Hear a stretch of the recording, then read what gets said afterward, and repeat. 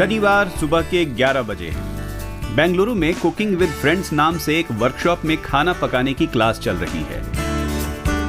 खाने की सारी चीजें आसपास के खेतों से आती हैं।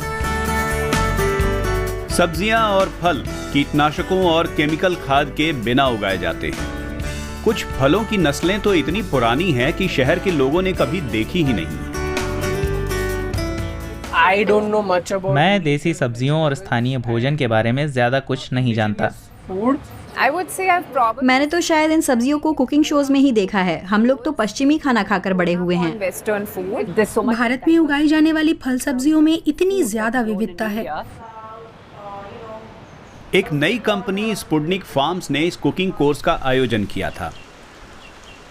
उसने इलाके के छोटे किसानों को संगठित कर एक कलेक्टिव खड़ा किया जो शहरी लोगों के लिए टिकाऊ जैविक चीजों का उत्पादन करता है। सुमीत कौर ने अपने विचार को अमल में लाने के लिए ये कंपनी बनाई थी। We thought that through Sputnik Farm, हमने सोचा कि स्पुडनिक फार्म्स के जरिए हम ज्यादा भरोसेमंद और टिकाऊ खाद्य प्रणाली बना पाएंगे, a food system where जिसमें किसानों को सही मुनाफा मिल पाएगा और उपभोक्ता टिकाऊ तरीकों से उगाई गई चीजें खा पाएंगे। grown using sustainable practices. देसी फसलों के कई फायदे हैं। स्थानीय उत्पादों को बहुत ज़्यादा दूर नहीं ले जाना पड़ता और फसल को गोदाम में रखने की ज़रूरत भी नहीं। ये सब करने से कार्बन उत्सर्जन कम होता है। पौधों को कम पानी चाहिए, वे जलवायु परिवर्तन झेल जाते हैं। यही बात Indian institute of human settlements में स्कूल ऑफ एनवायरमेंटल सस्टेनेबिलिटी की रिसर्चर शीतल पाटिल कहती हैं। इंडिजिनस क्रॉप्स, स्थानीय फसलें कुछ खास इलाकों में सदियों से विकसित होती आई हैं। उनमें कीड़े नहीं लगते, बीमारियां नहीं होती और ना ही खराब जलवायु का असर पड़ता है।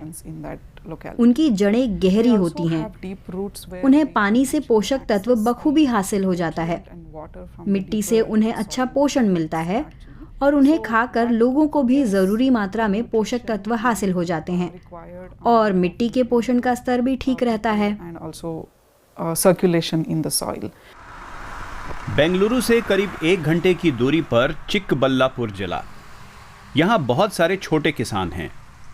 यहाँ की आबादी में 2/3 लोग ऐसे ही किसान हैं। गौरम्मा जैसे किसान यहाँ हैं जिनके पास 2 हेक्टेयर का खेत है। वो स्पुडनिक फार्म कलेक्टिव की सदस्य हैं। हमने 2012 में अपने खेत को जैविक खेती के लिए तैयार करना शुरू किया। 2018 में उसे फसल उगाने लायक और रसायनों से मुक्त पाया गया। अपनी जमीन पर हम 23 अलग अलग फसलें उगाते हैं, सब अलग अलग जरूरतों वाली। कुछ फसलें 2 महीने में तैयार हो जाती हैं, कुछ 3, 6 और 1.5 महीने वाली फसलें भी हैं। पत्तेदार सब्जियां भी उगाते हैं जिन्हें हर 15 दिन में बदलना पड़ता है। इस किस्म का पॉलीकल्चर ही स्पुडनिक फार्म्स की अवधारणा के केंद्र में है। विविध किस्म की फसलें एक ही जगह पर एक ही समय उगाई जाती हैं। मिट्टी की उर्वरता बनी रहती है, किसानों की कमाई भी सुनिश्चित रहती है। स्पुडनिक फार्म्स बाजार मूल्य से ज्यादा ही भुगतान करता है। स्पुडनिक फार्म्स मार्केटिंग का काम भी देखता है। कोऑपरेटिव की वेबसाइट पर कस्टमर हर हफ्ते ताजे फल और सब्जियों का ऑर्डर दे सकते हैं। ये विचार जोर पकड़ने लगा है क्योंकि ज्यादा से ज्यादा शहरी लोग अब जैविक और टिकाऊ चीजें खाना पसंद कर रहे हैं। कुकिंग क्लासेस फार्म टू फोक यानी सीधे खेत से खाने की मेज तक वाले तरीके अपनाने के लिए लोगों को प्रेरित करती हैं। हर कुछ दिन में अगला ग्रुप जैविक चीजों से पकवान बनाना सीखेगा। स्पुडनिक फार्म्स को उम्मीद है कि सब्सक्राइबर बनकर लोग किसानों की रोजी रोटी सुरक्षित रखने में मदद करेंगे।